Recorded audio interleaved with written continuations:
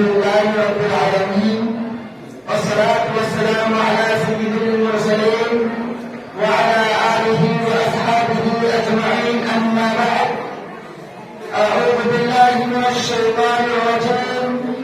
بسم الله الرحمن الرحيم. واعتصموا بحبل الله جميعا ولا تفرقوا واذكروا نعمة الله عليكم إذ كنتم أعداء فألف بين قلوبكم فأصبحتم بنعمته إخوانا. فرد قائم نقطے ملت سے تنہا کچھ نہیں، فرد قائم نقطے ملت سے تنہا کچھ نہیں، موجے دریا میں اور بیرون دریا کچھ نہیں. صدر وقار حضرت حکم اور میرے دینی و اسلامی بھائیوں، آج کے اس مبارک محفل میں علم دین کا ایک ادنا سا طالب علم کھڑا ہے اور علامہ اقبال کی سبق آموز شعر کی روشنی میں اسلامی اتحاد و اتفاق کے موضوع پر چند معروضات پیش کرنے کی جرات کر رہا ہے. مجھے امید ہے کہ آپ حضرات غور سے سنیں گے اور اس پر عمل کرنے کی کوشش کریں گے، کیونکہ عمل سے زندگی بنتی ہے جنت بھی جہنم بھی. عمل سے زندگی بنتی ہے جنت بھی جہنم بھی. یہ خاکی اپنے فطرت میں رہنے والا ہے. نوجوان ملت، میری تلاوت کے دعوت کریمہ دنیا میں بسنے والے انسانوں کو دس دے رہی ہے کہ اللہ کے رسی کو مضبوطی سے متحد ہو کر تھام لو، تفرقہ والی سے بچ جاؤ تو تم کامیاب ہو جاؤ گے. حقیقت میں یہی ہے کہ اس دعوت کا انتشار کو جس قوم اور جس ملت میں اختیار کیا ہے، ہر موڑ پر اس کی ہوا پڑ گئی ہے. اس کی انفرادی طاقت و قوت اور اکیلی شان میں شدت کچھ کام نہ آئے، کیونکہ تاریخ مشاہد ہے کہ ہر زمانہ میں کامیابی کا سیرا متحد قوم کے سر باندھا گیا ہے اور کامیابی اس سے قدم بوس ہوئی ہے. اور اسی اتحاد و اتفاق کے نتیجے میں مسلم قوم کے اندر بھائی چارے، رواداری اور فیاضی، خوشکرامی اور میانہ روی جیسے عظیم صفت پیدا ہوئی ہے اور پیدا ہونی بھی چاہیے. لہٰذا اگر کوئی مسلمان رنج اور غم میں مبتلا ہو تو دوسرے بھائی کو طرف جانا چاہیے اور ہر شخص کو اپنے دل میں درد پیدا کرنا چاہیے، کیونکہ درد دل کے واسطے پیدا کیا انسان کو، درد دل کے واسطے پیدا کیا انسان کو، اور ناکات کے لیے کچھ کرنا فکر ہو گیا.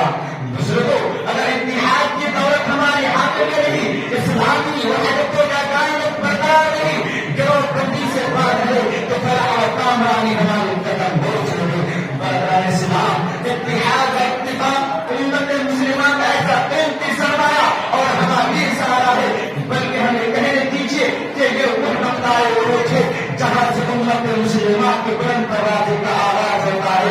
اور پھر کبھی وہ ہنگوں جو ترنگا ہو کر اپنا گرہ ڈالتی ہے، اس کے لیے پہاڑ اور صحرا کو مسکر کر دے گا، ریگستان کے سینوں کو چاک کر دے گا. طوفان بارش اور تراکم سمندر کو عبور کر لینا آسان ہی نہیں ہوتا، بلکہ وہ خاتون میں لائے جانے کے قابل بھی نہیں ہوتا. یہ وہ خصائص ہے جو وحدت و جمعیت کے ساتھ مخصوص اور مربوط تھے.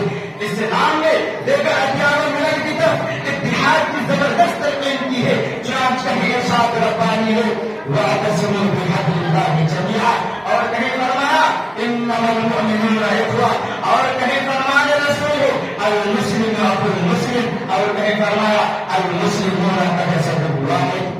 یہی وہ عظیم درس اور روح پرور مقصد ہے جس کا اکثر اسلام کے حکام کے اندر بھی ملتا ہے. مثلا مؤذن کی صدائے بار نشان ہوتی ہے اور ہر مومن کشا کشا اس خانہ خدا کی طرف چلا جاتا ہے جہاں علامہ اقبال کی زبان میں کچھ روایت میں طیب کا دلکش منظر اس طرح پیش کرتا ہے کہ ایک ہی سب میں کھڑے ہو گئے محمود و الیاس، ایک ہی سب میں کھڑے ہو گئے محمود و الیاس، نہ کوئی بندہ رہا نہ کوئی بندہ راز.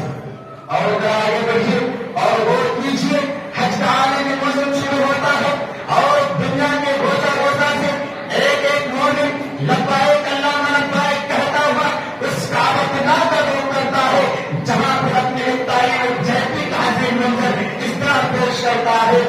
بندہ وسعت محتاج بنی ایک ہے، بندہ وسعت محتاج بنی ایک ہے، تیرے سرکار میں پہنچے تو سبھی ایک ہے. محترم سامعین، یہ حقیقت ہے کہ آج کے دنیا میں مردم شماری کر لیجیے، آج عورت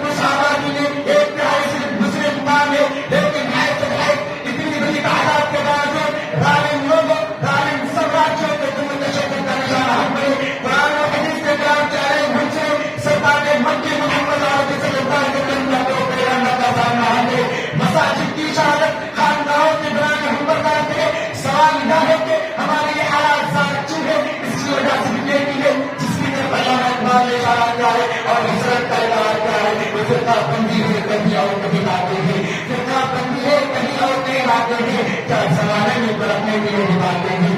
دوستو آج ہمارا پرسان حال کوئی نہیں ہے، ہمارے سچن پر نہ رکھنے والا کوئی نہیں ہے، وجہ صرف کیا ہے کہ ہم نے وحدت کی وجہ سے دلی کر دی، نتیجہ یہ ہوا کہ اس طرح کا انتشار کا شکار ہوئے اور عجب نہیں کہ اگر ہمارا یہی حال رہا یہ جو ہمارا مقدر بنتا رہتا ہے۔ اسی لیے بزرگان بھائیوں ان حالات کا بڑا مثال ہے، اللہ اقبال کا اقرار سے میں کیسے بتاؤں، یہی مقصود فطرت ہے، یہی رمضان سلمان ہے، یہی